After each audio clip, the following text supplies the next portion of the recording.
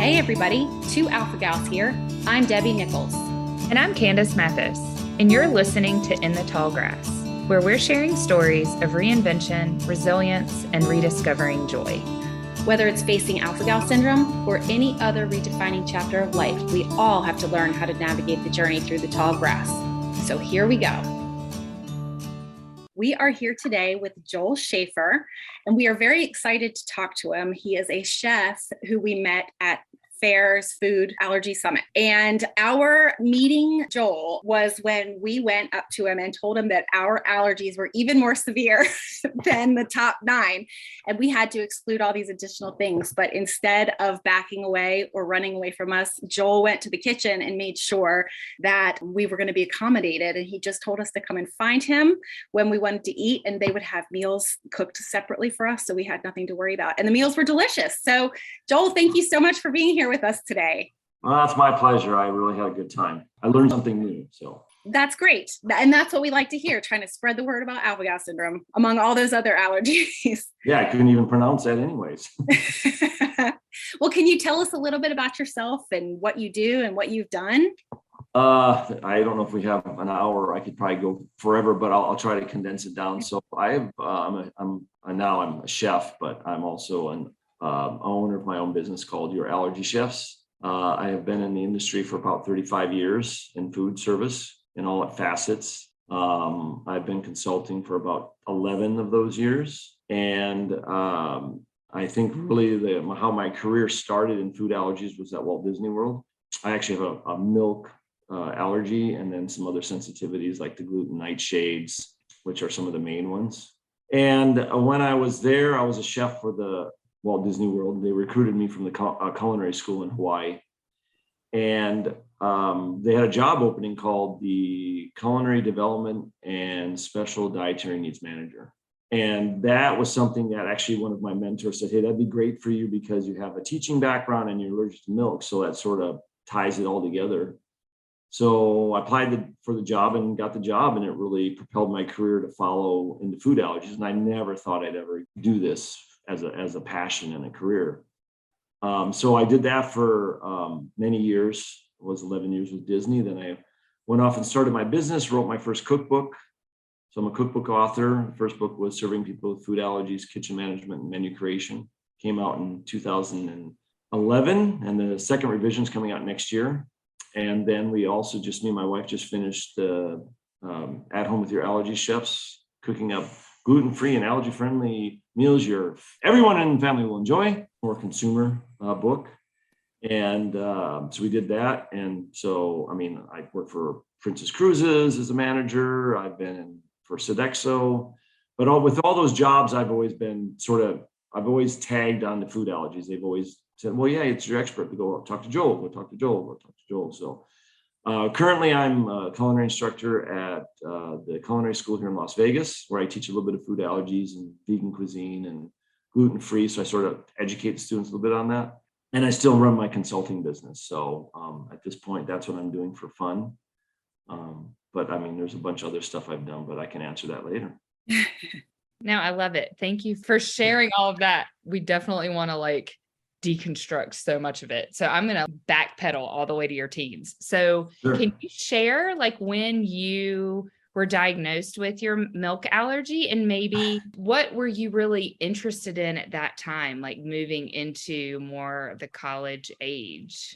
So I was a cook. So really young. I started as a dishwasher and worked my way up in the culinary field, but okay. I always had what everybody called morning allergies. What are those? I would have the worst sinuses, headaches, the worst migraines, stomach issues, rashes, fatigue. I couldn't gain weight. I would have, fits of anxiety, and I would just take allergy pills because that's all they knew. Allergy pills, whatever, just take allergy pills. And that would sort of calm it a little bit, like Benadryl and stuff like that. But I did not get diagnosed with an allergy to milk until I was 23, and I was in culinary school. I went off to culinary school in San Francisco, and it was cream and milk and cheese, and I was just feeling miserable. My head hurts. I had such bad migraines. I wanted to just cut my head off. I wanted to die. It was that bad. Yeah. I went to a doctor, a chiropractor that actually was used to be a medical doctor, and he was the first one that sat and chatted with me. So we chatted, started asking me my symptoms and what's going on. And okay, he did some blood tests, and he came back and said, wow, your potassium, your calcium, your cholesterol is off the charts. I mean, off the charts. So let's talk about your diet. So we started going to the diet, and milk shakes, milk for ice cream, everything, because I think you're allergic to milk. So let's do a test. It came up as a high sensitivity. So not anaphylactic. So I've never had an anaphylactic, but I can't drink any kind of milk because I'll have problems breathing, which could be anaphylactic. I just don't do it anymore. Right. At that point, he said, just stop doing dairy. And I go, I'm in the culinary school. I'm a chef. How am I going to do that? So I really worked hard at eliminating anything with cream or milk. I stopped ice cream, stopped milk. I mean, at that time, they hardly had any alternatives to milk. So I just didn't do milk, right? There was no soy milk hardly back then. Yeah. So, and in a month, I started feeling better, and my migraine started to be reduced. I just started feeling better, but it really didn't really hit me until I actually met my wife and was starting to get to know her. One day, I went over to her house, and she made me one of her favorite salads. It was a fried chicken buttermilk dressing salad. She was favorite thing. And I told her, I said, I'm allergic to milk. I can't have it. She goes, oh, what's allergies? Milk? What? You're crazy. So she made it, and I liked her, and I didn't want to say no. So I ate it. Next thing you know, I'm like sitting on the couch. I was having a problem breathing. My sinuses were plugged. I was feeling miserable. She goes, what's wrong? I said, I told you I was allergic to milk. She goes, why did you eat it? So I had to take pills and stuff, and I didn't have an anaphylactic reaction, but it took quite a while to feel better. Then I just pretty much knew at that point when some doctors said, hey, you need to stop. And I stopped at that point, and finally my migraine started going away. Wow. So was it hard to navigate being in culinary school that early on when you realized that? And then did you have to still taste? Yeah, I still tortured myself because it wasn't really fully educated at that point. They just so many allergy to it. They didn't have a specific test. And again, it didn't test high on it. I just started doing the elimination diet, but it was, I had this, it was one class, this chef made foie gras, which you don't hardly eat anymore, in a butter cream sauce and Grand Marnier. I mean, how delicious was that? Right. I felt horrible afterwards, miserable. Yeah. But I had to just watch it and just try to stay away from it as much as I could. But I wasn't fully educated to really about even though I got in food allergies, it's the last maybe 10 years that I really 100% eliminated all milk and all dairy from my diet. I have a question sort of spinning off that because I'm curious with milk, we can't have milk either. Some people with alpha gal can tolerate it, but neither Candace or I can. What is your favorite milk substitute to use? Or does it vary depending on what you're making? It's now oat milk, free oat milk, of course. I mean, because I have a gluten sensitivity. So oat milk has the same viscosity as milk does. And most of them are produced that way. They have that same texture. And it's neutral in flavor, so it doesn't change the flavor of a lot of stuff. So, and it works in baking, and I use it on oatmeal and in my coffee in the morning. And, so oat milk is my product of choice. But again, a lot of people with celiac disease or something won't do a lot of oat milk, even though it's gluten-free, because there's so on a tolerance level each body can handle. Right. And I don't seem to have that level with the gluten-free milk because I probably have maybe 2 cups a day on what I eat. Okay. So my choice of alternative, because it works in pretty much everything except sauces. You can't do white sauces with oat milk. I would probably use for a white sauce, I would use rice milk. Okay. That's good to know. Yeah, those are the 2 alternative milks that I also suggest with people with food allergies is gluten-free oat milk and rice milk, because those are the cleanest that you can pretty much find. Oh, okay. That's good to know too. Oat milk is my go-to, even for like ice cream, like the oat milk ice cream. Oh yeah. Oh, Oatly. Woo! Yes, isn't that good? Yes, I have an apple crisp that I've converted to be gluten-free because I also have a gluten sensitivity. I don't test allergic to it, but I know how it makes me feel. And so I changed that to be gluten-free. And so I'll eat it with that Oatly vanilla ice cream. It's so good. So good. So good. So good. Good. Well, another question for you. How did your experience at Walt Disney World, being the special dietary manager, help lead to the founding of your consulting education company? Well, so that's another fun story in itself. But doing that was great, because that was a great experience really to figure out what Disney was doing and not doing. Because they brought me in because they were doing food allergies, but they were all doing it differently. They didn't have any control. So I came in and sort of brought everything together, brought people together, and created the program known as the gold standard in the industry. So, but I did that for I think 5 or 6 years, and then it was really solid training. And then I actually had an opportunity to go to the 2008 Food Service Summit, Food Safety Summit in DC. I saw it come up and I reached out to them and said, hey, I got a great pitch for you. And I pitched what we did. I said, Disney food allergy program. They said, hey, that's pretty cool. That's safety, right? Safety and security. So I went back and pitched it to Disney. Said, yeah, go for it. I mean, great. That'd be a great way to get Disney's name out to what they're doing, and that we're really important, that food allergy is important to us and how we take it safe, secure, safe and secure, keep our guests safe. So I go to the conference, and there really hadn't been anything on. In 2008, there really wasn't a lot of stuff on. There was FAIR, and I think FAIR was or it was still FAN, and there was FAII, I think, out there. And there really wasn't a lot of stuff on the national level yet of food allergy awareness and really pushing it out there, in my opinion, at that point. So I went to the conference and I had my presentation called Food Allergies the Disney Way, was what it was called. So I walked in and checked out the room. It was a big room. It sat 300. When I started, it was standing room only. Wow. It was wall to wall. And I went through the program. I mean, it says Disney. Everybody's going to come check it out anyway. So go through the program. It was really, really exciting. Had some great questions. It was about an hour long. People were very excited about learning what Disney did. So afterwards, I went to one of the receptions, and this gentleman walks up to me and he says, hey, he introduced himself. Hey, my name is Stephen Zolo, and I'm the senior editor for CRC Press for Francis and Taylor. And I really enjoyed your presentation. I thought it was great. Would you be interested in writing a book about it? I'm like, whoa, really? Sure, why not? But while I was with Disney, I really couldn't do a book yet. It was because there was maybe possible conflict of interest. So I said, at one point, I was like, am I really going anywhere at Disney? Right. My wife ended up getting a great opportunity for a job at another culinary school as a program director. So we said, quit Disney. She went and did that. And I started my business and started writing the book and published the book. And pretty much then stuff started just sort of going on from there. Okay. That's great. That's a serendipitous opportunity. Yeah, just things happen. It's like, and then one stepped and then there's more steps from that one step that happened. Right. We tend to, Candace and I talk about this a lot because we tend to try to lean into that when things sort of land in our lap. We try to lean into it and see where it takes us, and usually the right direction. Exactly.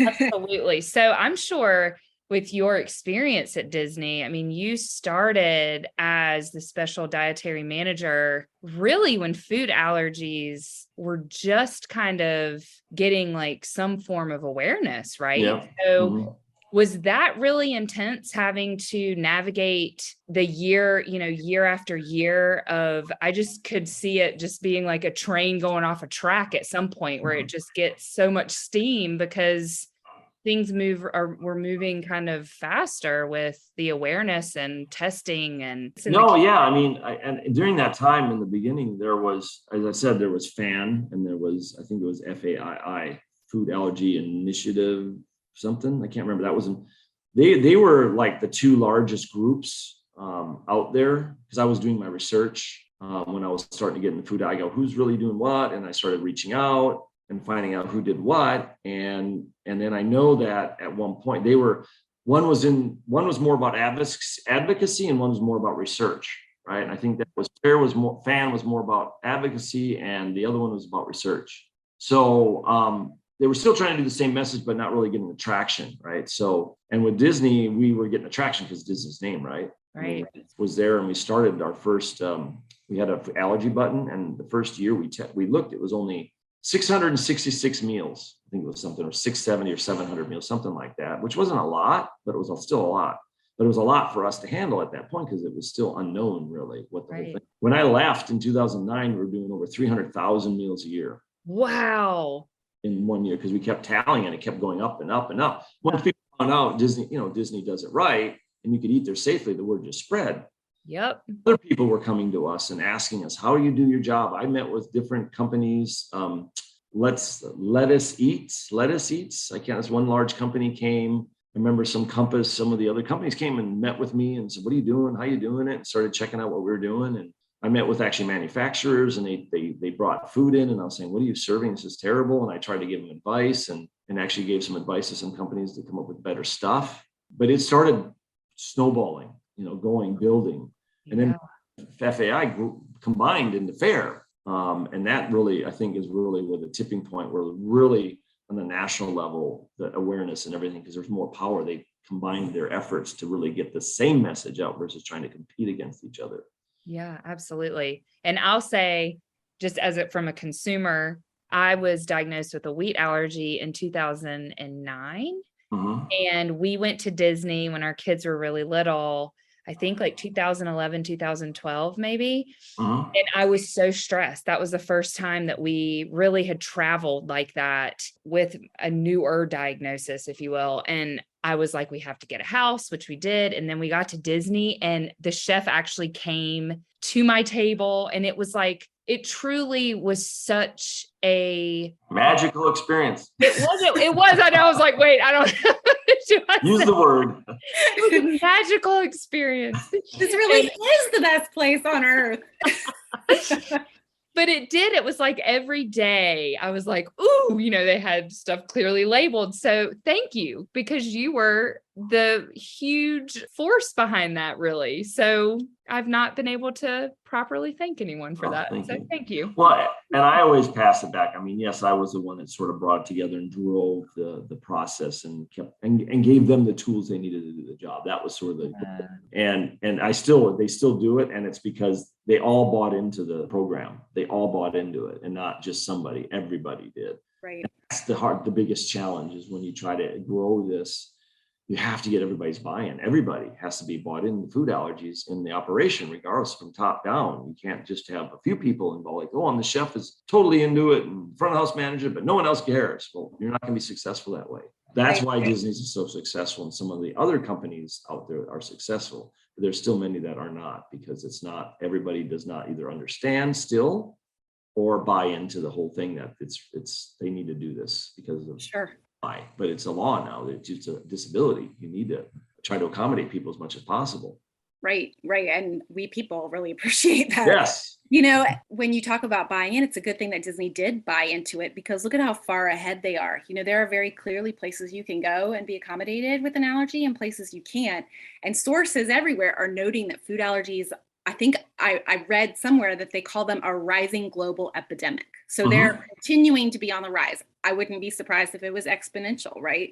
So I'm wondering how you've seen the industry changing as these food allergies and sensitivities are growing, not just awareness, but actually people being diagnosed with food allergies, more people. How have you seen the industry changing? Well, I mean, really, if you look at when I started in food allergies, I think it was 2004, I think is when it was, somewhere in that time. There were only 6 million Americans with food allergies. That's it. That was back in 2003, right? And then when the next statistic, it was maybe 10 years later, maybe, or a little less. It was 12 million. So doubled in 8 years, I think is what it was. And then they just did the last one. It's 32 million. It's doubled, almost doubled again. So hello, from 2004 or 5, 6 million to 32 million. That's a lot in a short period of time. Yes. Yeah. One, it could be, it's testing, of course. There's more diagnosis, there's more awareness, which helps us diagnose food allergies. People are understanding of it and saying, hey, I might have a food allergy. I need to go test it. It's in the law. It's on the labeling law. That's been a big deal back in 2004. I think that was when it was, when the labeling law kicked in. I should know, I wrote it in a book. Sometimes I don't figure that, but that's sort of helped get that. And now just look at how much products on the market that are available for people with food allergies. There's cleaner labels. There's better good manufacturing practices in the companies. There's better segregation. There's better awareness. So you can see it's happening on a large scale, but the problem with the large scale is not getting down into small areas of people that are living in small towns, areas that people have food allergies everywhere. But if they're not locally aware of it, you're stuck at home eating. That's it. Right. Yeah, we had an experience like that when we were traveling once. My family, just a couple years ago, we were in Death Valley. And so we were staying right outside of Death Valley in this little teeny town in Nevada. Which was so much fun, right? We had a tiny home. There were like 4 restaurants. And we went to the one that had a couple of safe things on there for me. And they were like, oh, no, we actually don't cook chicken anymore. And I was like, it was marked out on the menu in black Sharpie. And I was like, there's nothing I can eat in this town. We ended up, we had a little kitchen, so we were able to cook something, but it's not reaching the smaller levels. Yeah. I mean, it was funny. I was just at a hotel this weekend and I called 3 restaurants and all of them asked if we had food allergies and what are the food allergies. So that was a good thing. Oh, we have allergy. We told, okay, no problem. So we went to one of the restaurants and we checked in and they didn't say anything and we didn't say anything. And then we get to the table and the server comes up and we're doing the thing and we're saying, oh, well, yeah, these are the allergies. But it wasn't listed on the card. The ticket didn't say our allergies, which I told you the allergies, wouldn't they have plugged it into the system? And then when the server would have said, oh, hey, just checking on your food allergies, blah, blah, blah. But they didn't. So we had to remind them and sell all this stuff. My wife has shrimp and scallops and we ordered salmon. And then I said, whoa, I know they have shrimp on the menu and you grill it on the grill. And I said, hey, we don't want the salmon grilled that way because it's going to have contact issue. He goes, well, let me go. I go, can you go check if the chef can pan sear it and whatever? So he finally comes back and, oh, no, he doesn't come back and says anything. So the food comes out and it's grilled. I'm saying, hey, excuse me, didn't I talk to you? I didn't want it grilled. Oh, I talked to the chef and he guarantees that it's so safe. Oh, okay. All right. Okay. So my wife started eating it and nothing happened and I ate it. So she was fine. But that lack of follow-up communication back to us and saying, hey, I just talked to the chef. He said everything's good, blah, blah, blah. And I didn't get to ask him, and the food shows up. Does that make you crazy? Like, is it really hard for you to go to restaurants? Well, it's hard for me to go out to eat at all because because my wife's plant-based or vegan, there's not a lot of options for vegans still. People still don't get that, which blows me away. And then she's got sensitivity to quinoa and corn and soy because of her Hashimoto's. It limits her even more. Right. To eating. So we were going to get a gluten-free pizza, and this place had a great pizza place that had it on the menu online, gluten-free. We checked it out. Oh yeah, it's great. They had vegan cheese. Great. We can have pizza. We get there. It's marked out on the board. Yeah. What happened to your gluten? Oh, we don't have any. Does it make you want to march back into the kitchen though? Like I would think I'm going back and cooking my own food. Get the hell out of here. Yeah, right. Out of the kitchen. I mean, I've done that, almost done that, but of course I'm not going to do that. Right. So then my wife goes back later when we walk by again. She goes, I'm just going to go ask about that. And then she goes and asks, hey, we're talking about oh, well, we ran out. We don't have any more. Why didn't you just tell us that? Oh, yes, we do have gluten, but we're out. We ran out. Oh, that means you're good. That means you're selling it. That's a good thing. I might feel comfortable, but I'm sorry that we missed it. But don't just say you don't have it anymore. So that's training and communication on staff was bad. It didn't give us because we felt bad. We were like, man, we saw it online, right? And that's the other thing when people don't trust what's online. Right. It's not updated all the time. They just, once it's out, they forget about it and things change constantly. You have to go in and you have to check the menu and you have to ask questions. You can't just assume what's online is correct when you get to the location. It's not correct. That's good advice all around. I'm amazed at how much people will provide data from Facebook. Yeah. I mean, you go to Yelp. Nothing online. You want to take your word for it. You want to go in and ask the questions. That's period. Don't trust what's online. We already know you hardly want to trust what's online, but unless you have someone that can keep an update that's in the kitchen, we got to update this online because it's ran out. It's not going to happen. Yeah, right. It's such good advice. It's such good advice. And I would say too, I'm curious to know with all of the training that you've done with various organizations and restaurants, is there a certain, I don't know if mindset is the right word here, but is there a certain mindset within the kitchen staff, the chef, the GM of the types of organizations and restaurants that actually do want the training versus those that don't? I mean, is it more of a, are there similarities or characteristic that you see with that? It's corporate companies are more aware of it because they have to be international companies because they see it more, right? Restaurant chains, if you go to any of the, I can't remember the name of the restaurant chain. I know it well, but the basic Olive Garden, right? They're trained. That the whole Darden's. See, they had people from Disney that really started to help them with their food allergy program. So all those companies are trained, But it's training that everybody's mandatory. You sit in front of a computer or you have someone do it. It's 30 minutes long, blah, blah, blah. And then you go off and do it. So it still has to come down to the leadership at each level to keep the awareness going. The poster talking about it, if something comes up, is being actively monitoring and communicating the importance of food allergies because it's life-threatening, along with food safety and all the policies that they have to communicate, right? That's the issue. There's too many things to communicate. But that's the only way that stuff's going to continue because servers come and go, cooks come and go. Chefs maybe last a little longer, managers sort of longer, but front and back, they're always in rotation. There's not many, unless you work for a union, that you're going to be at one location very long, more than maybe 2 years, and then you're off to another job. Okay. So you have to be, that's why you have to, as a consumer that has food allergies, you have to be diligent because this could be a brand new server standing in front of you that really hasn't had the training yet or overwhelmed. That's further from their mind, or unless you shake them, I have a food allergy. Here's my card.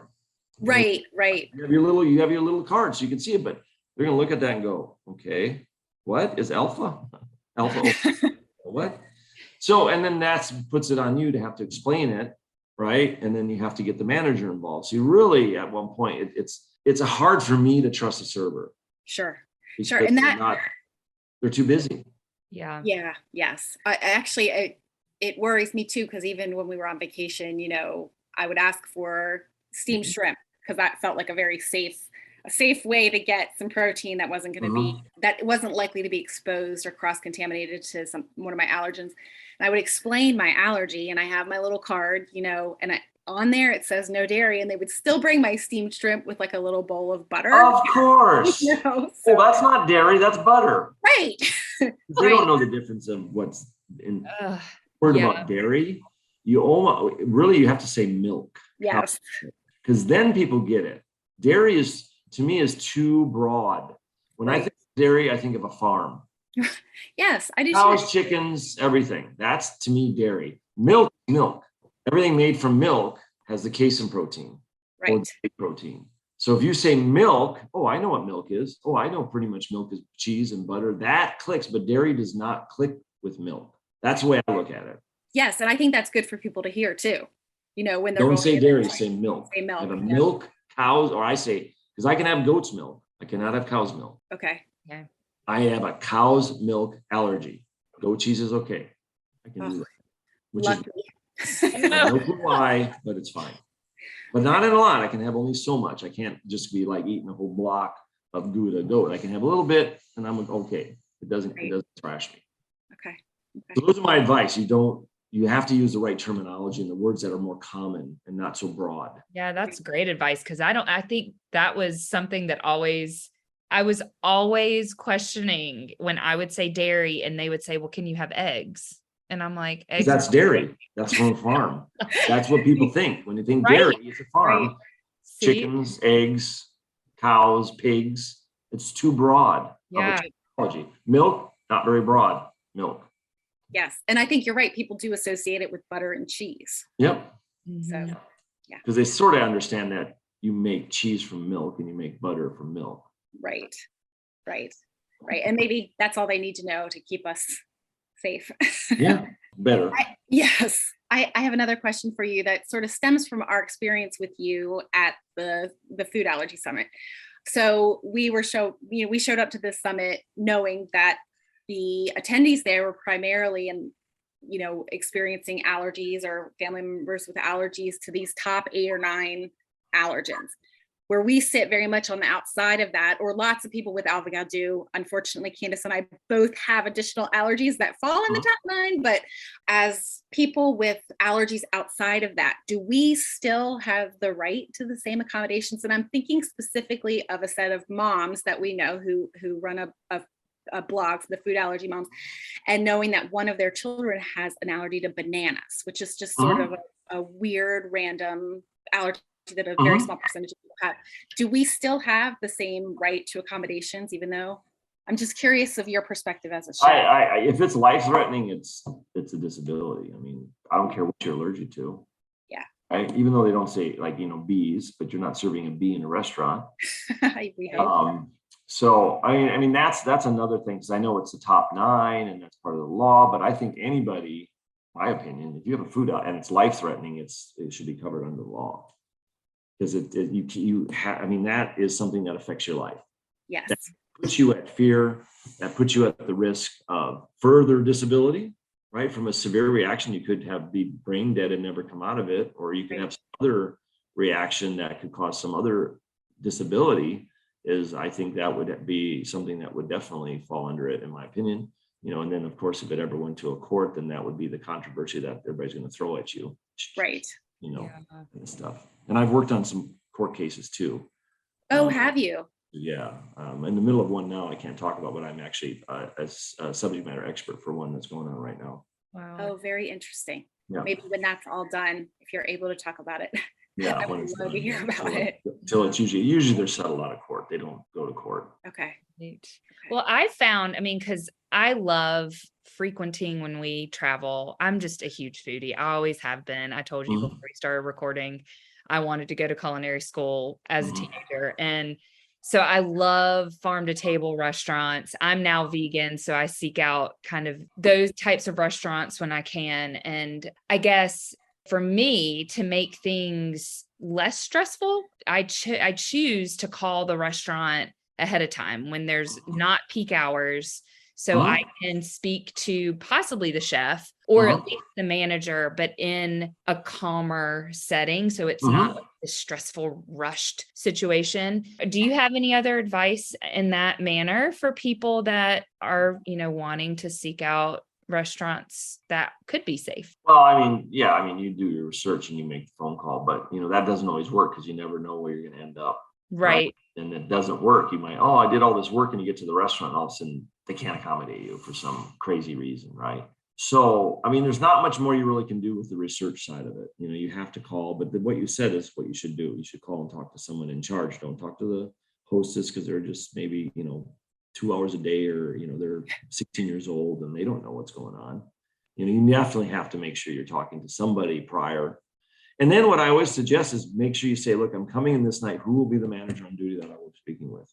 Oh, that's great. Yeah. So when you walk in, say, we have reservations, I have food allergies. They said Joel is the manager on duty, and I was asked that I would be able to speak with that manager when I arrived, so we could talk further about what we discussed, or make sure so that you want to make sure that who you talk to, they pass the information on to that person that was going to be on duty. Right. Because the manager may not be there. Right? That's really good advice too. If you don't say, I'm here that night, are you there? Oh no, but our manager is Alan, and we'll make sure we get the information to Alan, and that's the one you want to reach out to when you show up, is what they should say.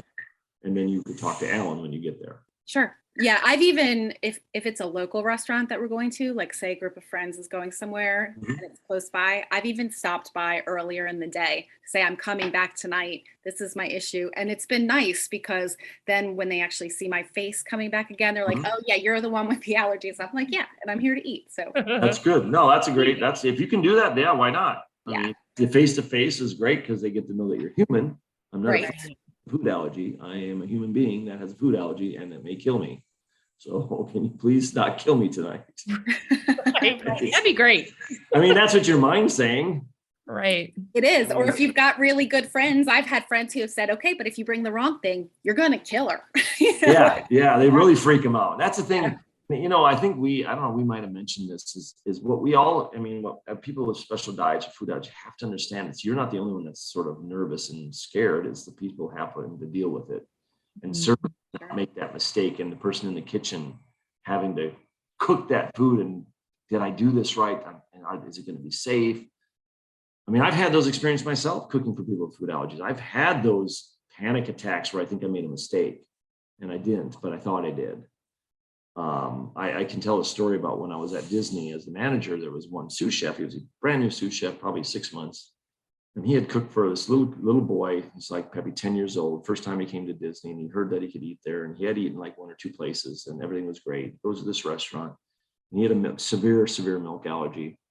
And I don't know, I can't remember what they ordered, but he had a severe reaction. It was double EpiPen, throwing up, the whole gamut. And, Reedy Creek, we have a ambulance system right there. So it's like, boom, they're there. Pick him up. everybody's traumatized, but everybody's doing the Disney, we had done, they had other reactions before. So people sort of knew how to handle it. Lucky there was a senior manager there that actually had a food allergy, that had food allergies and carried an EpiPen and knew how to deal with it. So they're all around. So this is the story I heard. And they were all like at the kids in the ambulance, and it's sort of subsiding a little bit because he had 2 shots of Epi because it was that severe. And all the little boy said is, when can I go back and eat at Disney? Oh, It's like, what? So, but the still makes me cry a little bit because it was so sweet. And I just heard the story. I wasn't even experiencing that. But the chef was traumatized. He was young. He was so traumatized. And they told me about it. I said, well, let me talk to him. So I went and met with him, and I talked to him on the phone. He was just, I don't know if I can do this, chef. I said, look, it wasn't your fault. It's a mistake. We went back and did the investigation. Something happened somewhere along the way. It's not your fault. Don't give up. Don't give in to the fear, because what you're doing is important. He stuck with it. I think he's still there with Disney. So, but it was trauma. I mean, that's the kind of trauma. He wanted to quit. He did not want to be a chef. He said, because he saw the whole thing and it freaked him out. Sure. So the kind of stuff that the consumer of food actually doesn't sometimes always realize. Yeah. A stress that happens on the side that people actually have to give you the food. Right. So, I can imagine. Right. And that's how, as you said, you were nice, you were talking to them, you gave them, alerting them, and you friendly face and that kind of stuff is important to keep the level of anxiety lower on both sides. Right. Right. And when people start to look nervous, I'll pull my EpiPen out and I'll say, look, I've got this here. Yeah. Just don't bring me something that's going to make me need to use it. But I have it here. Jab my leg. Yeah. I mean, I do. I think thank you for sharing that. Like I do think that is on the flip side, right? Like we don't really think about the trauma and the stress that can be on our, kitchen staff. I mean, especially now with, still being in this COVID era where everybody's just stretched to the max and understaffed and all of those things too. And it makes me pause for a minute because they are human also. Well, I was very nervous at the conference. I mean, I was at a heightened level of anxiety because I was basically responsible for 535 people and making sure they weren't sick. Even though I wasn't cooking the food, I felt the responsibility as a chef to make sure I oversaw everything. And I felt fairly confident with them, and they did a great job. There wasn't any issues. Yeah. And at that high level, but I was very relieved when lunch was over. I bet. I felt I was pretty much done. I just went, that night I slept like a brick because I made it through that. And there's still meals to go, but that was the big one. And you had 240 somethings coming up. That was fun. We just want to throw a monkey wrench in the works. That was a challenge. I like a challenge. You took it like, the pro that you are, because you're like, we're going to do yours in tinfoil. And before anything else, we were like, this is fantastic. And it was good too. It wasn't just salad with grilled chicken, which I feel like is everybody's go-to. No, it was roasted vegetables and potatoes and that nice little patty on top there. It was so good. In separate ovens, and it was, they did, and it presented it nicely. And yours was probably hotter than everybody else's because it was in its own in a nice hot box with a lid. By the time you do the food and you sit down, hey, it's cold. You had yours nice and right there to go. Ours is in. Thanks to you, in all honesty. You made that experience so positive for us, where we didn't have to fight with anybody. We didn't have to scare anybody. Well, and that's my job. That's what I, as a chef, and what I do is I take that responsibility seriously. Regardless if it's a food allergy or whatever, everything is, to me, is service. And a lot of that came from Disney training. I mean, I was well trained there. I think that was one of the probably the best experience in my culinary career. I've had great culinary careers. But at the level of training and awareness of just in general, Disney does it right. And I've worked for great companies, but they really, at the level, it's such a high level, it's hard to breach that level of what Disney. That's why everybody tries to be like Disney. Sure. Service, and their service aspect. Right. Serve people with magic and do it right every time. And then they don't do it all the time, right? But they do. They're higher and more successful than many people. And I think it speaks to that success that Disney has, that the little boy who had the severe allergy wanted to come back, right? That I think that's a testament that you all are doing it right. that, and you really managed his allergy, it sounds like. Yes. Yes. Okay. I have one more. I do have a question. So if someone, being the chef, what I wanted to do in my former life, if someone has a food allergy and they're a teenager, what advice would you give them about becoming a chef? Are there schools that they can attend that are more open to catering to someone with a food allergy, or is that is it? No, I actually, when I first came out with my book and I started doing training, I trained all the Johnson and Wales culinary schools. I went to all 4 and did my training with them too. And then they started building their own program because they had already had a student come in. They told me some stories. There was one student that had severe allergy to orange, like orange zest, orange, the smell. Yeah. Had a cleaner that they use, that orange cleaner that they used to have, or they still, yes, and it's beautiful smell, but that would have killed the person. Right. That student, they accommodated that student by removing that cleaner from their inventory.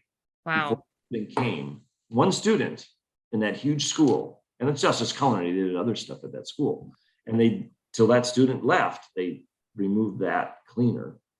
And then of course in the restaurants and then some other places, and they actually, eliminated certain things. And personally, on my side, when I have a student come to me, if I have a student come to my class, I had someone allergic to lemon, I eliminated the recipe from my kitchen, so I didn't have it there for the whole time they were there. I had someone that was allergic to pine nuts, so I made the pesto with pumpkin seeds. And I had another one allergic to, there was something else that was a little more challenging. I just adjusted the recipes. I said, okay, she said, it's only eating. So I said, okay, you do that recipe and you're going to do and I'll modify your recipe to do the same thing, the technique, but your recipe is going to be modified so you can eat it. And then we modified their recipe just for that one recipe. That was because I still wanted to keep the techniques and all the stuff so they can learn it, but we just played around with it and adjusted it. That's great. Yeah. I love to hear that. I mean, because, I'm sure that there are aspiring chefs out there, young or old, that want, that might have food allergies. And so it's great to know that there are options to pursue that, Yeah, of course. The CIA also has a great food allergy program too. So they're ahead of if you went to try to go to the CIA, Johnson and Wales, I don't think you'd have an issue. I mean, depending on how severe and multiple your food allergies are, I not give up on it. I would go attempt to do it. And if not, do some online classes. Degree online now without having to go to culinary school. Okay. Online class. There's a Scalfier has its own online program. And they actually have a plant-based program too. They're into plant-based, and they also do I think they have a small food allergy segment on there also. So you don't have to go to school, but it's nice to go and be with other people and do the whole thing. It's a little bit more fun. Sure. Yeah, I think that's great too, because you're really setting an example for the students by doing that. By you removing something to protect one person, you're showing your students how important it is to keep people safe with ingredients, right? Yeah. And I talk about that. It's like, you're going to be a chef, you're going to have people come to you and you're going to find out what are they going to do? Turn the customer away? They're there with a party of 10. You need to make sure you can adjust and adapt quickly to those dietary requirements, because it's not going away. It's going to get more and more. And now with vegan cuisine blowing up crazy, I mean, that's last 2 years, that's just gone chaos, which is great. I mean, I like plant-based as much as I can, but that's it's not really a special diet anymore, in my opinion. It's just another one of the facets of our changing culinary world. It's, how do we save our world, and how do we take care of farm animals, and how do we, keep the planet green? How do we save water? All that stuff evolves, and that's not going to change now. We already know that. Right. Push harder with increase in the temperature outside and the craziness. And I'm in Vegas. I mean, our lake over here, Lake Mead, is down by 75%. Wow. I know we've been reading about it here. Yeah. That's just crazy to think about. We were out there a few years ago, when it was full. Yeah. And to think about how low it's gotten. It's really unfortunate. In 5 years, it's just gone down that much. It's crazy. Yeah. And we think a lot about, the changing climate with the ticks too, right? Because these longer, hotter summers and warmer winters is really affecting the tick population and how far they go in the US too. So I think, we're seeing more and more states turn up with the Lone Star ticks and all the other ones. Yeah. That's crazy. Yeah. I've got one more question for you. And we've heard that this is the hardest question in the whole interview, but Candace and I really identify with music. So it's something we both love. We both love live music. We both dance in our kitchens. We love music. It's something we really enjoy that will never, ever cause a reaction for us. And so what I'd like to ask you is if there is one song that brings you joy, and it can be at this moment, it can be for all time, or an artist or something like that. We'd just like to share that. So we'd like to hear what yours would be. Well, I don't know if I have a song. I have a musician, Jeremy Camp. He's a Christian rock musician. I started listening to him about, 6-7 years ago, maybe 8, I don't know. And it just did a lot for me personally. And I just love his music, and his message and his voice is just ridiculous. So he's probably my favorite artist. Okay. Hard for me to say a favorite song, but I do like Rush is my rock band that I really like. That's what I grew up on. Yes. And song that pops in my head. There's 2 bands actually, but one of the songs is Red Barchetta, which is a great song. It's about driving out in the country. You're being a ruffian. You have this Red Barchetta car, and there's no cars at that time because it's against the law. So it's sort of a wild song. It's really cool. And then the other song, and I just had it in my head. Where did it go? Dang, I forgot what the other one. Oh, from Toto. It's called 99. It's about a woman, 99. Okay. And that whole song, I love that. When I hear that song, it's like a great song. And then so there's really 2 songs and 1 musician is sort of my kind of thing. So when I hear Red Barchetta, I love that song. And Total 99, they're 2 different styles, but those are really the songs I like. They make me happy. And that's what matters. I love that. Thank you so much for sharing that with us. Yeah, absolutely. Love it too. I'm gonna have to go look up that Toto song because I love Toto's Africa. Yeah. Oh, you would love their older music's to me is a little bit better. I mean, it's a little rocky for me, a little more rock and roll. Their older albums, but it's on their Hydra album. Okay. We're gonna check it out. Yeah, you'll love it. It's really cool. It's really nice. Well, this has been amazing. Thank you. I think we could go down so many different avenues with you, and maybe we can have you back again in your absolutely anytime. No, it's fun. I mean, we could just keep talking. I mean, there's so many stories untold yet about that we could share with other people that might help them out. Yeah, absolutely. In different facets too. So yes. Well, thank you. We appreciate you being here. Anytime. Okay. Thank you for joining us today on In the Tall Grass. Visit us at 2alphagals.com. That's TWOalphagals.com. Or you can find us on Instagram and Facebook at 2alphagals. If you enjoyed listening, please leave a review and help us grow this community. We're all faced with obstacles on our journey, whether it be food allergies or tick-borne diseases. You might outgrow the reactions, but you won't outgrow the person you become. Ticks suck, but life doesn't have to.